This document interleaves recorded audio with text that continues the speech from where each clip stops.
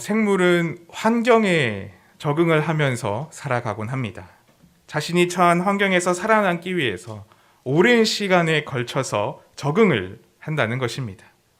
그래서 제가 어릴 때의 생물 시간에 배웠던 내용 중에 이 여우를 예로 들어서 하는 이야기를 들은 적이 있습니다. 이 여우라는 동물은 더운 사막 지역에 사는 사막 여우가 있고 또 추운 북극 지역에 사는 북극 여우가 있습니다. 근데 이 둘의 생김새를 보면 다르게 생겼다는 겁니다. 사막 여우는 더위를 이겨내기 위해서 적당히 마른 몸을 가지고 있고 또 굉장히 큰 귀를 가지고 있어서 몸의 열을 많이 방출할 수 있는 그런 형태로 그 사막 지역에 적응을 하였다는 것이었습니다. 근데 북극에 사는 여우는 추위를 견디기 위해서 몸의 지방층이 오히려 두껍게 발달했고 그리고 귀도 작아서 열이 많이 방출되는 것을 막는 그러한 형태로 자신이 처한 상황에 적응을 한 동물이었습니다. 사람도 이와 비슷하다고 이야기를 합니다. 제가 자료를 찾던 중에 교육부의 홈페이지에서 이와 관련된 글을 보게 되었는데 추운 북극에 사는 그런 에스키모인들과 사막에 사는 사람들의 몸무게와 그리고 체형도 대체로 이렇게 차이가 난다는 글을 보았습니다. 추운 북극에 살아가는 에스키모인들의 평균 몸무게는 77kg 정도이고 이에 반해서 더운 사막 지역에 사는 사람들의 평균 몸무게는 57kg이라고 합니다. 우리 몸속에 피하 지방이라는 것이 있는데 이것이 우리의 체온이 발산되는 것을 막아주는 그런 역할을 하기 때문에 추위로부터 몸을 보호하는 그런 역할을 해서 추운 북극 지역에 사는 그런 에스키모인들은 다른 지역의 사람들보다 이 피하 지방이 더욱더 발달을 하게 되었다는 겁니다. 그래서 그에 따라서 몸무게도 당연히 더 나가게 된다는 것이었습니다. 근데 이와는 반대로 기후가 따뜻하면 따뜻할수록 몸에 열을 많이 방출시켜야 하기 때문에 그 두꺼운 피하 지방이 필요가 없어집니다. 그래서 따뜻한 지역으로 갈수록 그곳에 살아가는 사람들의 피하 지방층은 계속해서 적어지게 되고 그로 말미암아 몸무게도 평균적으로 줄어들게 된다는 것을 보았습니다.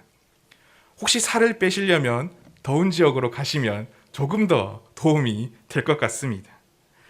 그리고 기후는 사람의 이런 체형적인 것에도 많은 영향을 끼친다고 합니다. 이 신체의 표면적이 넓으면 넓을수록 열이 굉장히 많이 빠져나가기 때문에 추운 지역에 사는 에스키모인들의 체형은 그 신체의 표면이 외부로 덜 노출되도록 발달해서 대체로 팔과 다리가 짧고 큰 가슴과 긴 상체를 가지고 있다고 말합니다. 그래서 전체적으로 좀 뭉퉁한 체형을 가지고 있다고 합니다. 근데 반대로 사막 지역에 사는 사람들은 그 신체의 표면이 외부에 많이 노출될 수 있도록 가늘고 긴 몸을 가지고 있어서 그 몸의 열을 효과적으로 발산할 수 있다라는 글을 제가 보았습니다. 이렇게 사람은 환경의 변화에 따라서 살아남기 위해서 적응하고 변화하게 됩니다. 이것은 우리의 일상적인 삶에서도 어쩌면 마찬가지일 겁니다.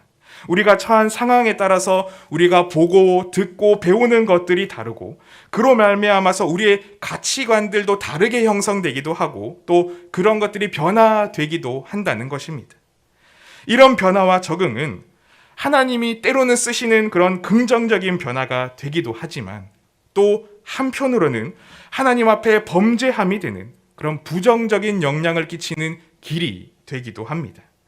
그것을 오늘 말씀의 사사 입다를 통해서 보면 너무나 극명하게 이 모습을 보여주고 있습니다. 이스라엘이 암몬 자손에 의해서 억압을 당하고 핍박을 당할 때에 그제야 그들은 하나님 앞에 그들이 범죄하였음을 깨닫게 되었고 돌이키게 되었습니다. 그래서 그동안 섬겼던 그 모든 우상들을 모두 다 제하여 버리고 하나님 앞에 믿음으로 이제는 나아가고자 그렇게 변하게 되었던 것입니다. 근데 그때에 하나님께서 암몬 자손과의 전쟁에서 쓰신 사사가 바로 오늘 말씀의 입다라고 하는 사사였습니다. 그런데 이 입다의 상황을 보면 그는 참 기구한 운명을 가졌던 사람이었음을 말씀을 통해서 볼 수가 있습니다. 먼저 오늘 1절에서 3절의 말씀을 보면 이 사사 입다의 성장 배경과 그 삶의 모습에 대해서 이렇게 이야기해 줍니다. 1절에서 3절의 말씀입니다. 길르앗 사람 입다는 큰 용사였으니 기생이 길르앗에게서 낳은 아들이었고 길르앗의 아내도 그의 아들들을 낳았더라. 그 아내의 아들들이 자라매 입다를 쫓아내며 그에게 이르되 너는 다른 여인의 자식이니 우리 아버지의 집에서 기업을 잊지 못하리라 한지라. 이에 입다가 그의 형제들을 피하여 돕당에 거주하매 잡류가 그에게로 모여와서 그와 함께 출입하였더라. 입다라고 하는 이 사람은 큰 용사로 불릴 만한 사람이었지만 그러나 길르앗이 기생에게서 낳은 아들이었습니다. 그런 출신으로 인하여서 성장 과정이 굉장히 아플 수밖에 없었던 그런 환경 속에서 자랐던 것입니다. 그래서 나중에 길르앗의 아내들이 자랐을 때에 그 입다를 쫓아내면서 기업을 모두 잊지 못하게 하는, 그곳에서 끊어지게 만드는 그런 슬픈 가정사를 겪기도 했던 사람이 바로 오늘 말씀의 입다라고 하는 사람이었습니다. 세상이 보기에도 좋은 사람의 환경에서 거주한 것이 아니었고 그렇게 홀로 떨어져서 가족에게서 홀로 버려져서 혼자 지내야만 했던 사람이었습니다. 그러다 보니 이 입다의 주변에는 대체로 어떤 사람들이 함께 와서 어울려 있었겠습니까? 아까 읽었던 3절 말씀에는 잡류가 모여들었다고 말하고 있는데 이것을 세번역 성경에서 보면은 건달패들이라고 말하고 있습니다. 그리고 영어 성경에서는 갱이라고 표현하기도 합니다. 상당히 불량한 이들이, 굉장한 무법자들의 무리가 입다에게로 모여들어서 그들과 함께 지내었다는 것입니다. 그리고 그런 자들은 입다를 따라다녔다고 말하고 있는데 성경에서 이렇게 말하는 그 표현을 지금식으로 표현하자면 아마 입다라고 하는 그 사람은 당시의 지하세계, 즉 밤의 세계, 어두운 세계에서의 보스와 같은 그런 역할을 했던 사람이었던 것 같습니다. 그런 상황에서 그렇게 뒷일을, 어두운 쪽에서의 일을 감당하던 이 입다의 삶은 어떠했겠습니까? 그런 어둠의 세력들 속에서 살아야 하는 입다는 아마 매일의 삶이 치열하고 긴장 속에서 살아가야만 하지 않았겠습니까? 그리고 생활 기반이 없어서 사회적으로 모두가 배척받는 그런 집단이었기 때문에 그 입다의 집단이 살아남기 위해서는 아마 인근 지역을 다니면서 약탈을 해서 생활하는 그러한 형식의 삶을 유지했을 것입니다. 그런 사람들이 입다를 중심으로 뭉치게 되었는데 그런데 이때는 그런 험난한 상황들 속에서도 그 생활을 통해서 아마 군사적인 역량들을 갖추게 되었던 것 같습니다. 지도자의 역량까지도 갖추게 되었습니다. 이런 어두울 수밖에 없는 삶의 환경에서 자라야만 했던 입다였지만 그런 환경에 적응하며 살아남은 입다였기에 오히려 이스라엘이 앞둔 위급한 전쟁 상황 속에서 사사로서의 그 직무를 감당할 수 있는 자질을 가진 자가 되었습니다. 아마 편안하고 안락한 환경 속에서 자랐다면 이 입다라고 하는 사람은 결코 큰 용사가 되지 못하였을 것입니다. 거세고 거센 그 환경이 입다가 용사가 될 수 있도록 키워 나아갔던 것입니다. 이런 입다였기 때문에 암몬 자손이 이스라엘을 치려 할 때에 길르앗의 장로들은 이제는 입다를 찾아와서 우리의 상관이 되어서 그 암몬 자손과 함께 싸워달라고 요청합니다. 본문 4절에서 6절의 말씀입니다. 얼마 후에 암몬 자손이 이스라엘을 치려 하니라. 암몬 자손이 이스라엘을 치려 할 때에 길르앗 장로들이 입다를 데려오라고 돕당에 가서 입다에게 이르되 우리가 암몬 자손과 싸우려 하니 당신은 와서 우리의 장관이 되라 하니. 가족에 의해서 그 출신 지역에서 쫓겨나야만 했던 그 입다를 오히려 찾아와서 이제는 장관이 되어달라고, 그래서 지도자가 되어서 함께 싸워달라고, 그렇게 길르앗 주민들의 머리가 되어달라고 찾아와서 요청을 하고 있습니다. 그리고 그 입다는 그 요청대로 이스라엘의 사사가 되어서 암몬과 협상을 하기도 하고 또 전쟁을 치르는 일을 계속해서 해나가게 됩니다. 이렇게 입다의 상황처럼 때로는 우리의 삶의 괴로운 상황이 오히려 우리를 준비되게 하시는 하나님의 이끄심의 자리와 이끄심의 시간이 되기도 합니다. 이스라엘 백성이 40년이라는 그 긴 광야에서의 시간이 오직 하나님만을 바라보게 하는 그런 훈련의 시간으로 믿음의 백성으로 성장하게 만드는, 준비되게 만드는 그러한 상황으로 만드셨던 것처럼 말입니다. 그렇기 때문에 우리가 해야 하는 것은 우리가 어떤 상황 가운데 있든지 우리에게 가장 중요한 것은 우리의 중심이 흔들리지 않고 우리의 믿음으로 오직 하나님을 향해 바로 서 있어야 하는 그 흔들리지 않는 믿음의 마음입니다. 이 어렵고 힘든 상황 속에서도 계속해서 세상을 탓하고 하나님을 탓하며 원망하고 그런 원망으로 가득 찬 시간을 보내는 것이 아니라 그런 상황 속에서도 나를 능히 강하게 하시고 성장시켜 나가시며 그렇게 믿음으로 바르게 서는 우리를 사용하시는 그 하나님을 기대함으로 그리고 그 하나님의 역사를 신뢰함으로 준비되며 나아가야 하는 것입니다. 입다는 그런 불행한 상황 속에서 살았지만 그 속에서도 하나님을 향한 그 믿음을 가진 사람이었습니다. 그렇게 자신이 처한 불행하고도 처량한 상황을 계속해서 원망하고만 있었던 그런 것이 아니었고, 그래서 그 상황에서 자신이 할 수 있는 것들을 제대로 감당해 나아가며 중심이 하나님 앞에 바로 서기를 원했던 사람이었습니다. 그래서 보면 11절 말씀을 보면 길르앗 장로들과의 모든 대화를 가장 먼저 하나님 앞에 다 아뢰는 그런 신앙의 자세를 가질 수가 있었던 것입니다. 그런데 입다 자신이 처했던 그 험난한 상황이 이렇게 입다를 하나님 앞에 쓰임받게 하는 원동력이 되기도 했지만 오늘 뒤에 이어지는 말씀을 보면 또 한편으로는 그 입다가 최악의 서원을 하게 하는 그런 일이 되기도 했습니다. 입다는 암몬 왕과 협상으로 전쟁의 위험을 풀어내고자 했지만 그것이 결렬되고 결국은 전쟁을 치르게 되었습니다. 그런데 사실 전쟁이 시작되기도 전에 이미 그 전쟁의 결과는 나와 있었습니다. 이미 그 전쟁의 결과는 이스라엘의 승리로 확정지어져 있었습니다. 본문 29절의 말씀에 보면 이렇게 말씀을 시작하고 있습니다. 이에 여호와의 영이 입다에게 임하시니 이에 여호와의 영이 입다에게 임하시니 여호와의 영이 입다와 함께 하셨습니다. 이미 전쟁이 시작되기 그 전부터 전쟁터에 나가기 그 전부터 하나님의 영이 이미 입다와 함께 하셨습니다. 하나님이 함께 하시는 전쟁이었기 때문에 이제 나가서 승리하는 것은 이스라엘 백성들의 승리는 너무나 보장된 사실이나 다름없었습니다.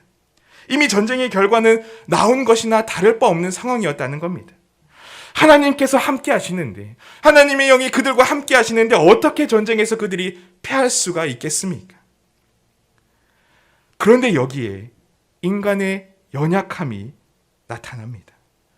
그런 상태에서 입다는 여전히 어쩌면 마음의 한 구석에는 불안한 마음이 있었던 것 같습니다. 전쟁터에 나가지만 승리를 완전히 확신하지 못했었습니다. 그래서 입다는 그 당시의 이방 사회에서는 어쩌면 너무나 통상적이었을, 그러나 하나님 앞에서는 이상했을 그런 행동을 하며 오늘 나아갑니다. 본문 30절에서 31절의 말씀입니다. 그가 여호와께 서원하여 이르되 주께서 과연 암몬 자손을 내 손에 넘겨주시면 내가 암몬 자손에게서 평안히 돌아올 때에 누구든지 내 진문에서 나와서 나를 영접하는 그를 여호와께 돌릴 것이니 내가 그를 번제물로 드리겠나이다 하니라. 전쟁터에 나가서 싸워서 승리하고 돌아오게 되면, 평안히 집으로 돌아오게 되면 내 집에서 가장 먼저 나와서 나를 영접하는 그 사람을 번제물로 하나님께 인신 제사로 드리겠다고 하는 것이었습니다. 그런데 이런 입다의 서원은 이미 그 당시 사회에 그 주변에 만연해 있었던 이교적인 종교 문화에 또 한편으로는 물들어 있었기 때문에 할 수 있었던 서원이었습니다. 그 당시 사회에 가득한 이방의 우상들을 향한 잔혹한 제사들에 이 입다 또한 어쩌면 영향을 받았었고, 그로 말미암아 승리를 위해서는 이렇게 인신 제사를 해야만 하는 그러한 마음까지도 생겨났던 것입니다. 그런데 이런 인신 제사는 하나님이 가장 가증히 여기는 일이었습니다. 신명기 12장 31절의 말씀을 보면 이렇게 말씀하십니다. 내 하나님 여호와께는 내가 그와 같이 행하지 못할 것이라. 그들은 여호와께서 꺼리시며 가증히 여기시는 일을 그들의 신들에게 행하여 심지어 자기들의 자녀를 불살라 그들의 신들에게 드렸느니라. 하나님이 가증히 여기시는 그 일을 입다는 행합니다. 세상의 폭력적인 풍조에 한편으로는 물들어 있어서 그것이 신앙에서도 믿음에서도 영향을 끼쳐버리게 되었던 것입니다. 그렇게 신앙이 세상에 물들어 버리자마자 입다는 이미 승리가 확정되어 있는 상황에서도 하지 않아도 되는 그런 서원을 하며 나아갔던 것입니다. 그 결과 전쟁에서 승리하였음에도 불구하고 무남 동료였던 그 딸을 번제로 드리게 되는 슬픈 결과를 입다는 맞이하게 되었던 것입니다. 우리는 이렇게 세상의 영향을 알게 모르게 받고 살아갑니다. 그리고 그런 환경들은 때로는 우리가 믿음으로 더욱 굳세게 자라도록 우리를 성장시키기도 하지만 때로는 우리가 하나님을 온전히 신뢰하지 못하도록 우리를 넘어뜨리기도 합니다. 그렇기에 우리가 이 땅에 발 딛고 살아가고 있지만 우리는 이 땅에 영향을 받고 살아가는 것이 아니라 오직 하나님의 은혜 아래에만, 하나님의 말씀 아래에서만 우리는 살아가야 합니다.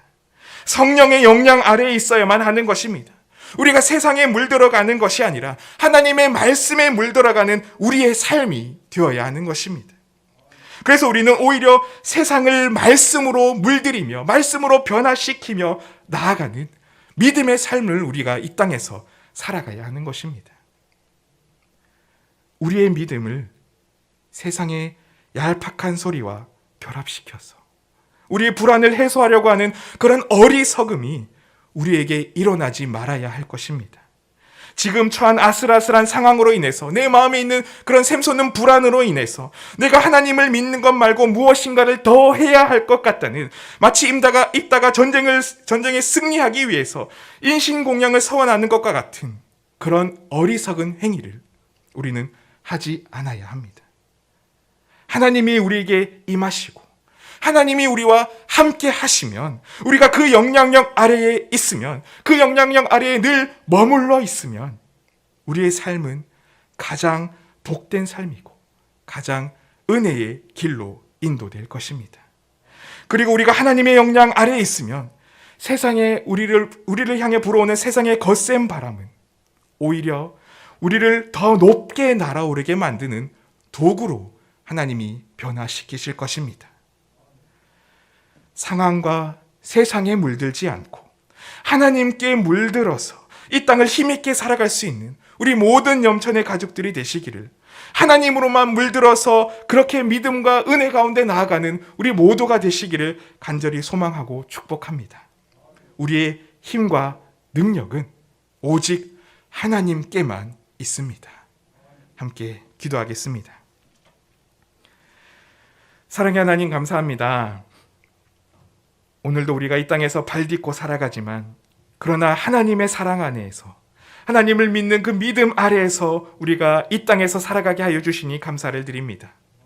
하나님을 알게 하여 주셔서, 하나님을 믿게 하여 주셔서 우리가 세상의 그 어떤 것들보다 하나님을 중심 삼고 살아갈 수 있는 믿음을 허락하여 주시니 감사를 드립니다.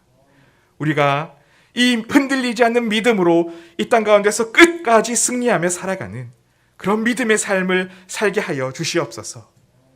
세상에 많이 속삭여오는 그런 소리들과 세상에서 우리를 유혹하는 그 많은 것들에 우리가 유혹되어서 물들어 버리는 것이 아니라 오직 하나님의 영향 아래에서 이 세상을 오히려 변화시키며 나아갈 수 있는 믿음의 삶을 살아가도록 하나님 우리 가운데 역사하여 주시옵소서. 감사를 드리며 예수님의 이름으로 기도합니다. 아멘.